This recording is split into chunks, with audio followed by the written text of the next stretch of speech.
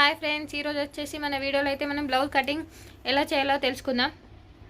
ముందుగా మనకు blouse piece అయితే తీసుకొని ఒకవేళ ఎడ్జెస్ ఇట్లా మీకు క్రాస్ ఉంటే ముందుగా సమానంగా కట్ చేసుకోండి. ముందుగా స్ట్రైట్గా అయితే ఒక లైన్ గీసుకోండి. ఇక్కడ స్టార్టింగ్లో నాకు ఎడ్జెస్ ఆల్రెడీ నేను సమానంగా కట్ చేసుకొని పెట్టుకున్నాను. ఇక్కడ స్ట్రైట్గా అయితే ఒక లైన్ గీసుకున్నాను. మనకు ఒక స్కేల్ అయితే కావాలి. నాకు ఇక్కడ చిన్న స్కేల్ ఉంది, చిన్న స్కేల్ పెట్టుకున్నాను. మీరైతే ఒక పెద్ద స్కేల్ అయితే తీసుకోండి. అండ్ ఇట్లా ఒక స్కేలు అండ్ మనకు చాక్ పీస్ అండ్ మనకు scissor and blouse piece and ఒక టేపు అండ్ మనకు స్కేల్. ఇదైతే మనకు రౌండ్, మీకు రౌండ్ ఇట్లా చేతితోటి చక్కగా తిరగకపోతే మనకి రౌండ్ దింపుకోవడానికి అయితే ఈ స్కేల్ చాలా బాగా ఉపయోగపడుతుందండి. ఇవన్నీ అయితే మీరు మీరు స్టిచ్చింగ్ చేయడానికి మనకు ముందుగా కావాల్సినవి అయితే ఈ సామాను ముందు మీరు పెట్టుకోండి మిషన్తో పాటు. స్ట్రైట్గా ఈ లైన్ అయితే గీసుకున్న తర్వాత మనం ఆది బ్లౌజ్ని అయితే కొలత బ్లౌజ్గా పెట్టుకుందాం. ఇది వచ్చేసి కస్టమర్ ఆది బ్లౌజ్ అండి. మనం అయితే ఈ బ్లౌజ్ పెట్టుకొని హ్యాస్ టీస్ అంటే వితౌట్ టేపు మనకు కావాలి. మనం స్టిచ్చింగ్ పర్పస్లో యూజ్ అవుతుంది. అండ్ ఇక్కడ కూడా ఏదైనా చిన్న ఉంటే యూజ్ అవుతుందని మనకి ఆది బ్లౌజ్తో ఎలా కొలతలు తీసుకొని ఎలా కుట్టుకోవాలైతే మనం చూసుకుందాం. చూడండి, ముందైతే బ్లౌజ్ని అయితే ఈ విధంగా పెట్టుకోవాలి. ఇక్కడ ఎక్కడైతే మనం స్ట్రైట్గా ఇక్కడ కింద ఒక లైన్ గీసాం కదా, ఈ లైన్ మీది నుంచి అయితే ఇదైతే మనకు ఖర్చులకి అయితే వెళ్ళిపోతుందండి. లైన్ కింద ఈ లైన్ మీది నుండి మనం బ్లౌజ్ని అయితే మంచిగా మొత్తం చూడండి. ఇటు చూడండి, ఇవైతే ఓపెన్స్ చూడండి, ఓపెన్స్. ఇదైతే క్లోజు. ఎటైతే క్లోజ్ ఉంటుందో ఆ వైపు అయితే మనం బ్లౌజ్ని అయితే పెట్టుకోవాలి. ఈ గల్లా వచ్చేసి దీన్ని అయితే మనం బ్లౌజ్ని అయితే ఉల్టా తీసేసి ఈ విధంగా అయితే మంచిగా పరుచుకోండి. మీరు చూసారు కదా, ఈ విధంగా అయితే పరుచుకోండి. పరుచుకున్న తర్వాత ఇప్పుడు మనం అయితే కొలతలు అయితే పెట్టేసుకుందాం. చూడండి, ఇక్కడ గల్లా ఉంది కదా, మనకు దీని గల్లా వెడల్పు వచ్చేసి బ్యాక్ నెక్ వెడల్పు వచ్చేసి ఇది ఆది బ్లౌజ్కి అయితే చాలా పెద్దగా ఉందని నాకైతే కొంచెం కస్టమర్ తక్కువ పెట్టమని చెప్పారు.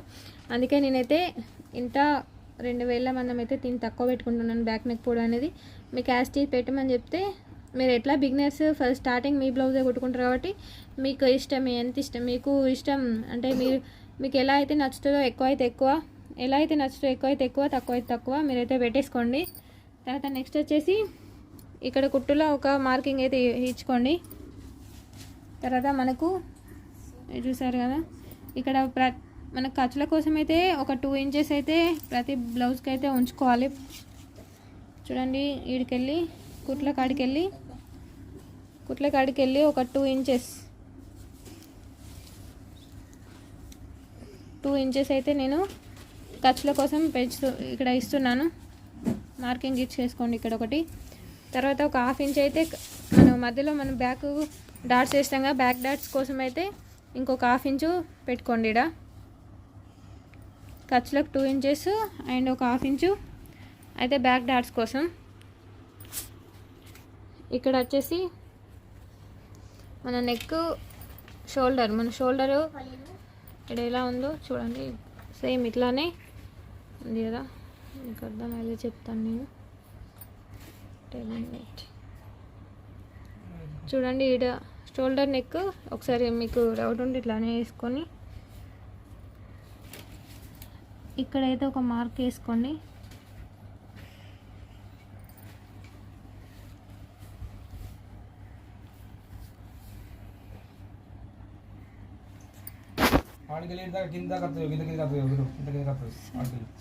చూడండి, ఇక్కడ హ్యాండ్ దగ్గర మనకు హ్యాండ్ దగ్గర ఇక్కడ ఎంత ఉందో దీని సూటిగా ఒక మార్కింగ్ ఇచ్చుకోండి. ఖర్చుల కోసం ఇంకొక 1/2 ఇంచ్ ఎక్కువ ఇచ్చుకోండి.